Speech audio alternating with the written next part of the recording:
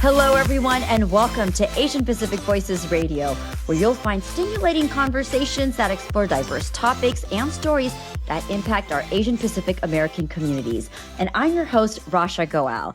Today, I am so thrilled. We welcome on Asian Pacific Voices Radio a Grammy-nominated British multi-instrumentalist and sensory artist whose music transcends genre, time, and culture. Born in London to Indian and East African parents, she overcame a severe speech impediment in childhood to discover her true voice through music. Her compositions, which beautifully fuse ancient Sanskrit mantras with modern soundscapes, reflect her deep cultural roots and a commitment to healing through art.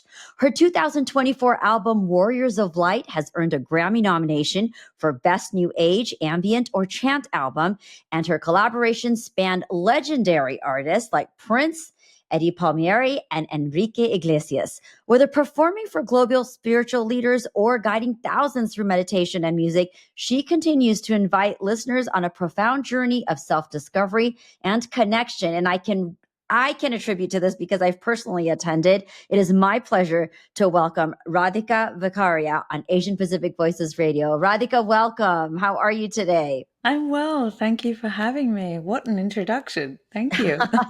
Well, you have accomplished and continue to do so much. You've done so much. I'm so excited to really jump into your journey. Now, your mother, grandmothers, and father, who was a connoisseur of Indian classical music, all played a role, I understand, in your early musical upbringing. But you originally wanted to become an oncologist. So how did your path shift from medicine to music? Yeah, I just wanted to cut people up. No, I'm kidding.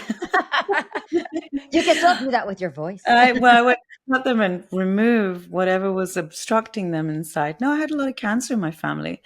Like when I was younger, I actually realized this recently that I spent a lot of time in hospitals when I was younger. Like way into my late teens from when I was little. I spent a lot of time in hospitals. So being around a healing environment it was normal for me. I felt like I spent as much time there as I did in the playground because so many people in my family got sick. So, so obviously it was something in me from a very young age that I want to relieve people of pain. Really, that's Oh. what it is from ever since I was young. And so, yeah, I wanted to do oncology and my father did the most un-Indian thing in the world, put his hand on my shoulder as I was filling out the forms and said, "Are you sure about this?" Can you Wow. imagine? And he just said, you love music and you love so many other things. You won't get to explore those things if you take this path. It's That crazy. is rare, Yeah. Radhika, as we know, especially in the South Asian community. That is not something, I mean, most parents would be like, I'm so proud of you. Let's do this. Well, I think it somewhat backfired on him because he thought, oh, she'll go and become a dentist or she'll become an ophthalmologist. But I've had somewhat of a rebellious spirit since I was young. So I said, well, if it's not, surgery, it's not, I don't want to have anything to do with medicine. But little did I know that I actually was going to continue having something to do with medicine, but it was with the medicine of sound, music. Yes. Mhm. And healing through it. And what's so interesting, as you mentioned healing, now you've shared that music has also been a healing force in your life. So can you talk a little bit about the personal ways in which music has helped you? Yes, I mean, you alluded to it earlier. I had a really, really bad speech impediment growing up, well into like my late teens, early 20s. And when I could always sing. I had no problem singing. I don't know if anyone's seen The King's Speech, but you'll see that the addition of music helps the cadence and the fluidity of being able to articulate oneself.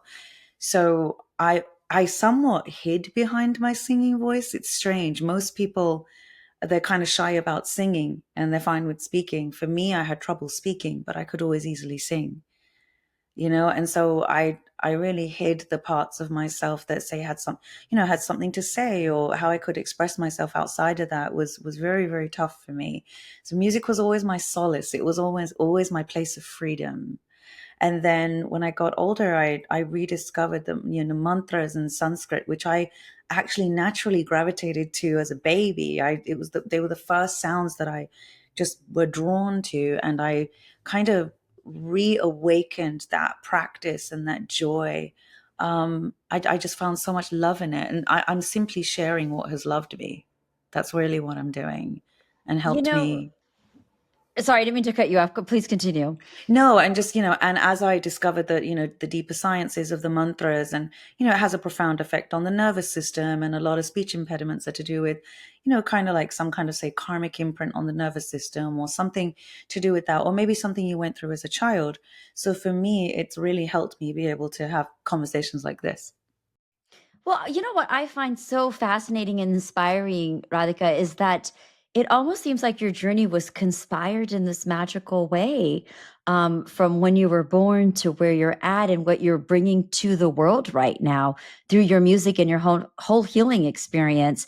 And I want to talk about your music because I personally am so touched by it, but it beautifully fuses ancient mysticism with contemporary soundscapes.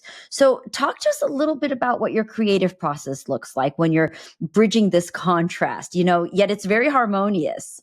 Well, I think the bridge is a result of my life, really, because, my family is from India, my parents are from East Africa, I was born in Britain, and now I live in America. So it's only natural that when you come to a point in your life where you begin to feel complete freedom and you're in love with what you're doing, it's only natural that all of the influences, all of the heritage, all of the cultures blended are going to permeate through and infuse what you're doing. So it's not something that I sit and formulate. There's nothing contrived about what I do. I don't sit there and scheme and say, okay, well, this is going to tick this box, and this is going to tick that box. I actually don't believe in boxes. I think boxes are only good for packing. I don't believe in sticking within a genre or sticking within a field. It's for me, it's a result of freedom. That's what music is. It's freedom for me. So, when I approach writing, it's not even something where I sit down and say, okay, I'm going to write something. I have a moment of inspiration, or I will only say choose mantras that I've had personal experiences with. I will never pick a mantra just because it's pretty and it sounds cool.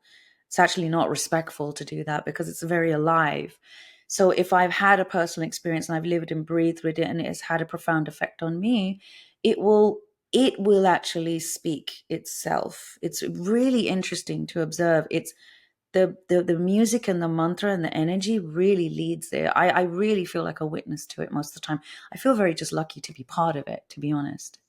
I think it's incredible. And I'm so happy you mentioned that about the mantras, because I think in the world that we live today, sometimes people, they just hear the word mantras and they want to manifest, and they're using the mantras, not really realizing, right, how Yeah. sacred they are. Mm. And that's such an important thing you bring up. I, of course, recently had a chance to attend one of your performances, and your visual aesthetic is just incredibly striking.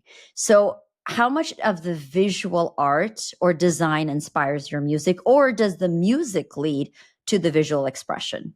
Music first. Yeah. Music first with everything. I have a few projects where there are visuals to my music or narration, and it's always the message and the meaning first. Because the beginning of the universe from our Vedic culture is the nad, it's the sound. Sound creates everything. It is the inception point for all creation. So, and I think that impressions are so powerful in our world, that we are being led by impressions all the time. And I spent actually a few years of my life not listening to music even, because I didn't want to be influenced by anything. I was doing backing vocals for big artists and doing that and traveling and touring. And I realized that the music that I was creating at the time wasn't purely me, because I was just kept on being impressed upon. I don't I don't take my inspiration from anyone else. I don't take my inspiration from anything else or anyone else. Actually, I take my inspiration from a lot of silence. A Hmm. lot of silence. And so that's why it's become what it is, and it's quite unique in its way, because I really want to shed. Ever since the day we're born, we're just put upon all these things. You should do this, or you should sound like this. The world wants you to be this, and all this kind of stuff. And I'm just kind of a bit. As I said, I'm quite rebellious. I'm like, no, I really want to know the truth of what lies deep within, and serve that. I want to serve what is not already there. I don't want to serve what's already there. That's done. That's, I want to serve what hasn't maybe had a chance to come through and kind of get out of its way to let it breathe. And I think that's a great point. I mean, you said you're rebellious. So do you think that that helps you also become fearless? Because I'm thinking of how you could have had this path, right, to do the mainstream, and you've worked with such with other artists in the mainstream, but you decided, no, I'm not going to be caught up in these impressions, and I'm going to create my own path. And that for some could be a lot of fear, going in and creating their own, especially in this kind of a genre. How was that for you? It's scarier not to, Hmm. because you don't feel good. Right. If you're not doing what your heart really wants to do, you don't feel good. That misalignment of action and purity, like pure steering inside. It's like it's like your insides are turning the steering wheel and you're not going. That is a really frustrating drive. It's a really frustrating drive, right? So I don't want to be frustrated in life. I just don't, and I don't think that we were put here for that. I really feel like it behooves us to be honest. Because if we're honest, then at least we can be a little happier, you Yeah. know? And I think that's from the interconnection, though. What? Okay. And speaking of happy, I'm sure this was a very joyous moment for you. Your latest album, Warriors of Light, earned a Grammy nomination for Best New Age Ambient or Chant Album. So, what was that feeling like going through that process? And then what inspired this body of work for you? Oh, it was a very tough time in the world. It was 2020. And many people were going through some personal things. I was.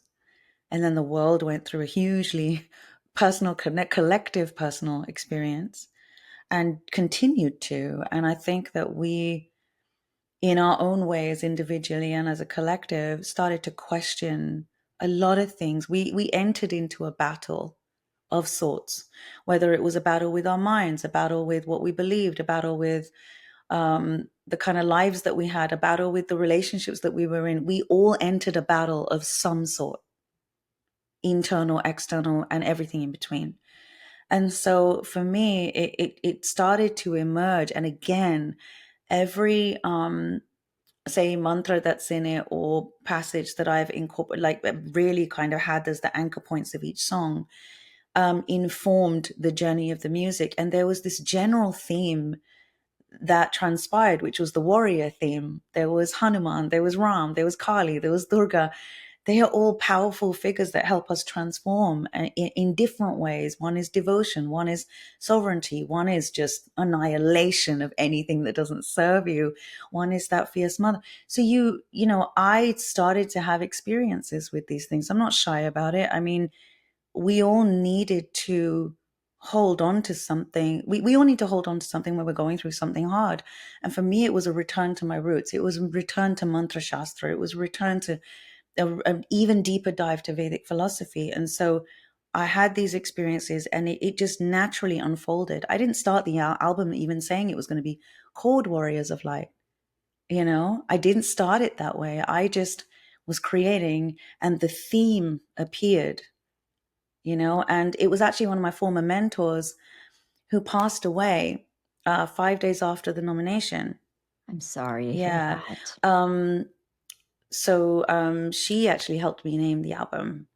And so it was, I think that sometimes when we think we're in so much control of even our creativity, as creators as you are as well, we think we're in so much control, but there is an infinitesimal amount of potentiality out there. There is so much that is untouched and unrealized. And we just have to get out of its way and let it come. Just let it come, and it's organic. And so to get a Grammy nomination for it was surreal and kind of surprising, but wonderful, because more than for myself, I mean, I'll be honest, I really can't think about myself in all of this, because If I did, I probably wouldn't be in action at all because I really don't care about myself. I care about the sound. I care about giving people an environment, a sonic environment that they can experience the truth of themselves in. It's not about me. Right. It's about them. It's about the energies. It's about the message and the music, really. So I feel, as I said, I feel like I'm maybe just, pushing the cart along. And it's a testament to where the world's consciousness is right now for this album to get a Grammy nomination. It really shows what's in the field at the moment and what people's hearts are actually calling for. Because you're only successful with something if people desire it and they're calling for it. So that is really a great honor.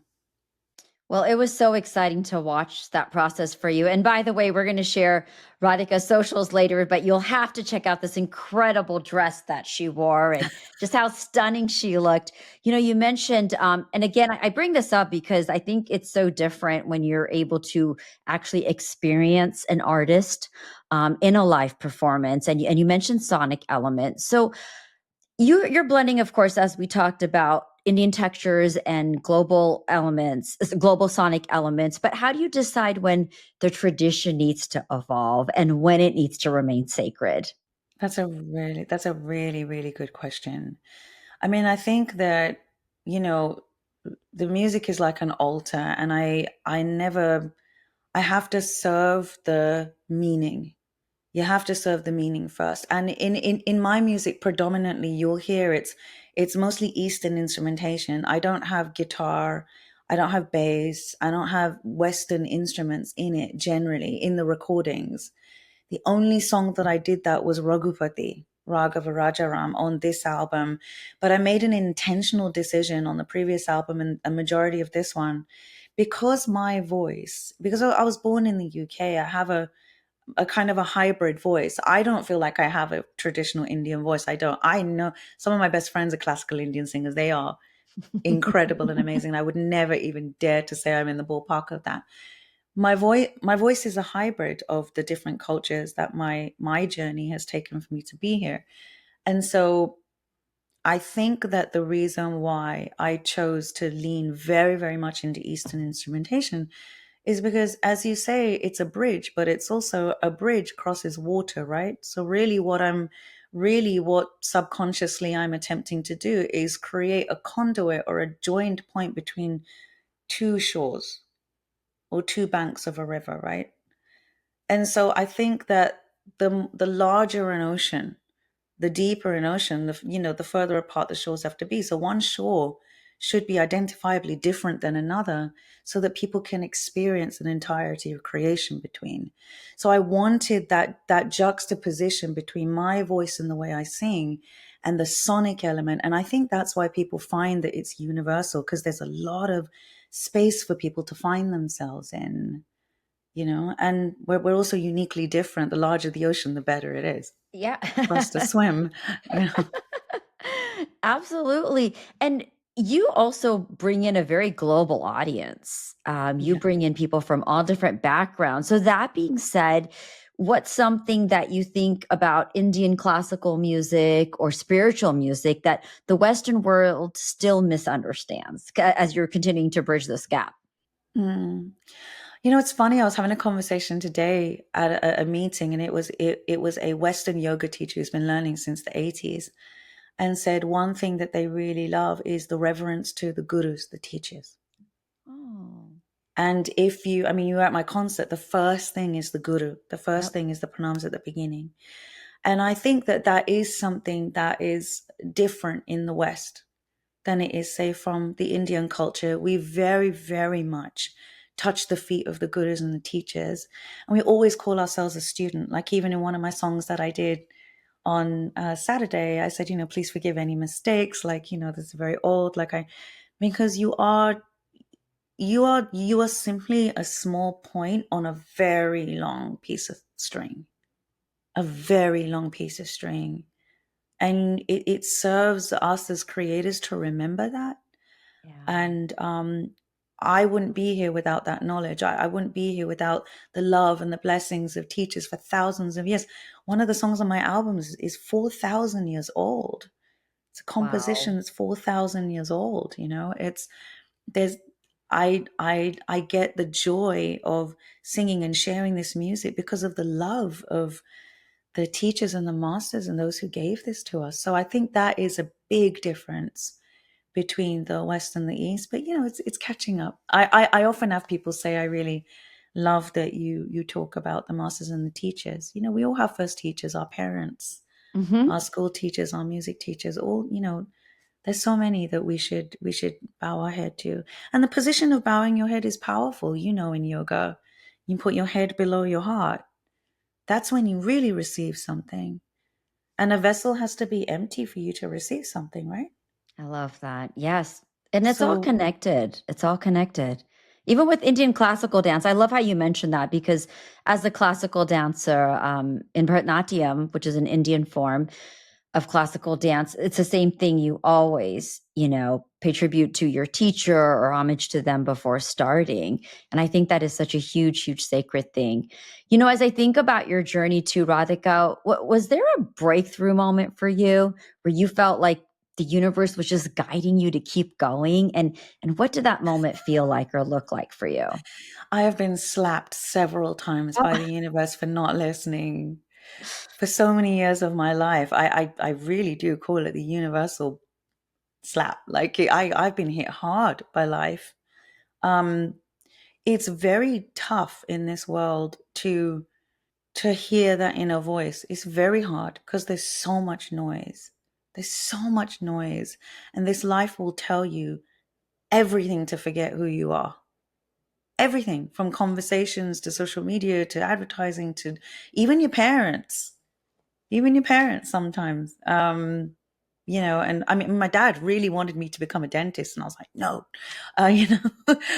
but still, I yo-yoed for a good period of my life because it's hard to take that leap and that dive.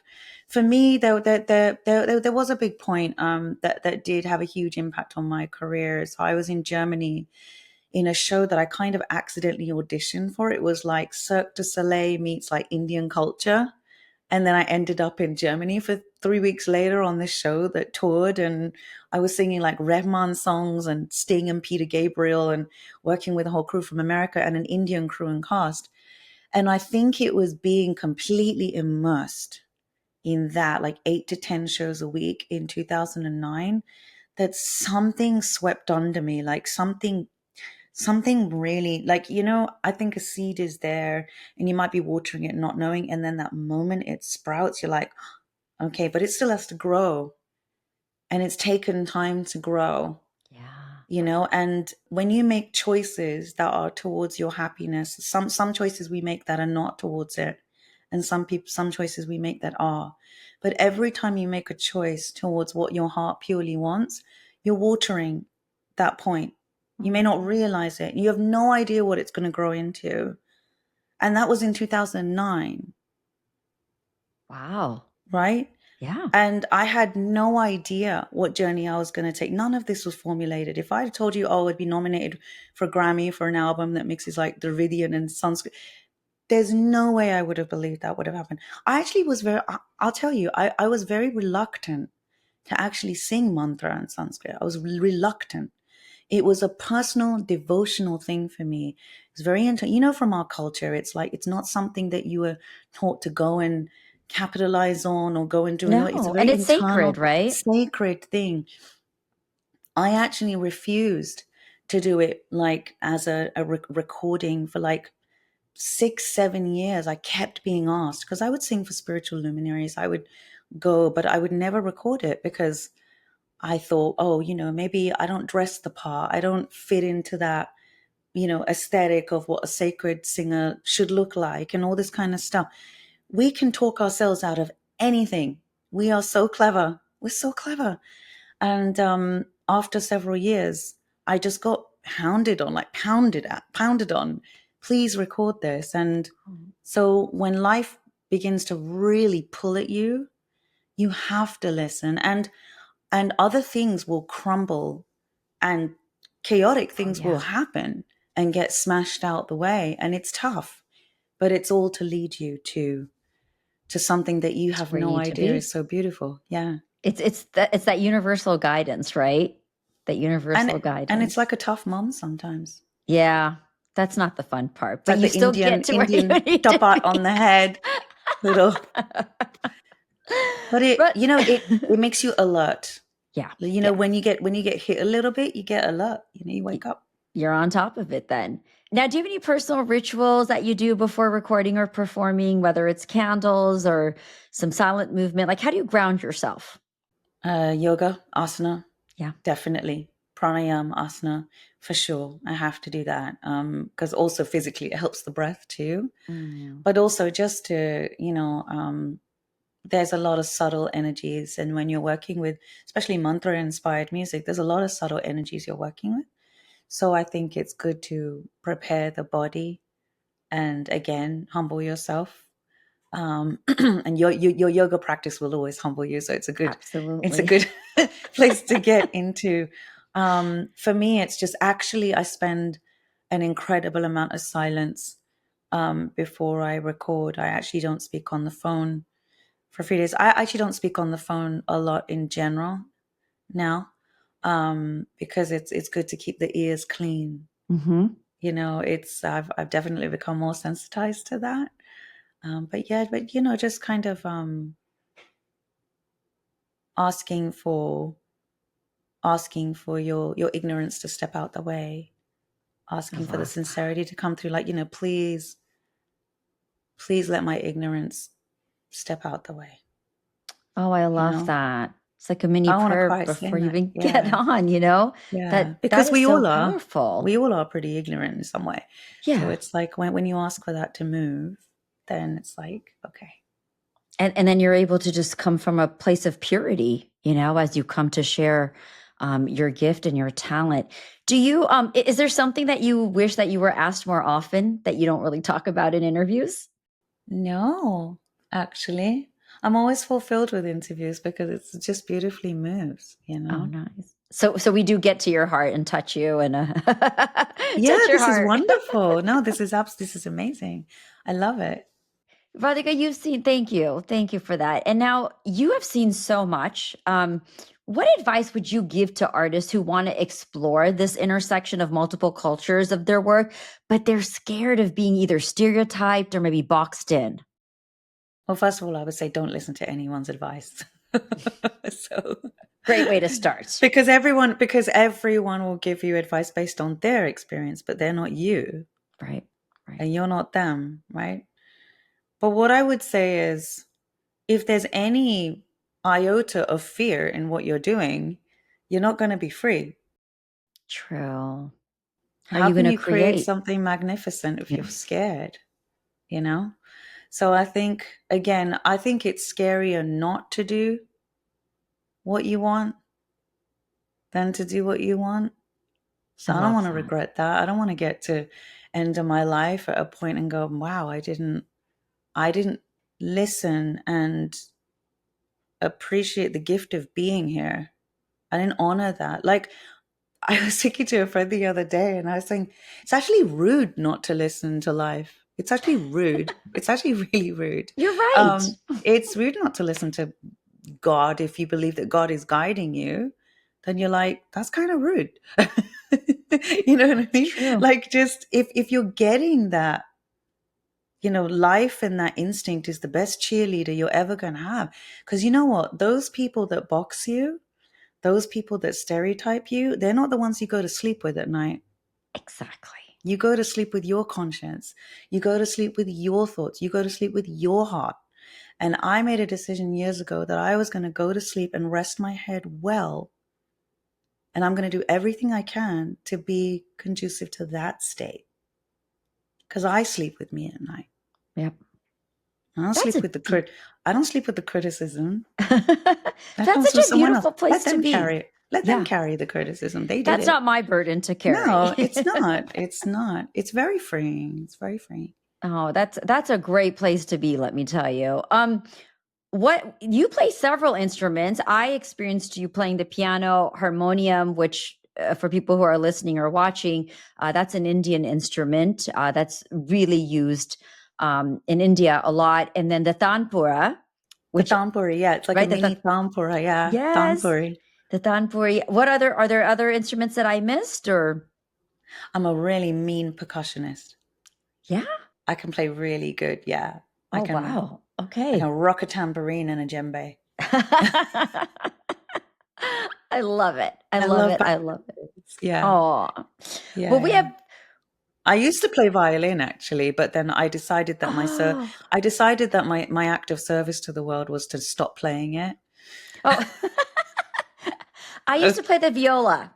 So I think maybe that's why there's also that additional affinity I have to the sounds of your music, because just having played and grown up in that arena, it's just something that really is dear to my heart. So yeah, I'm so glad you're there. Oh my gosh, yes. And anybody who's listening, they must experience your performance in person. There's nothing like it. So we're going to be sharing that information. But as we wrap up here, I'm going to do a quick lightning round with you, Radhika. Are you ready? Mm-hmm. So these are really quick. Don't think about it too long. Just quick 1-word answers, 2 words, and then on to the next. All right. So your dream artist to collaborate with? My dad. Oh. What's your go-to pre-show ritual?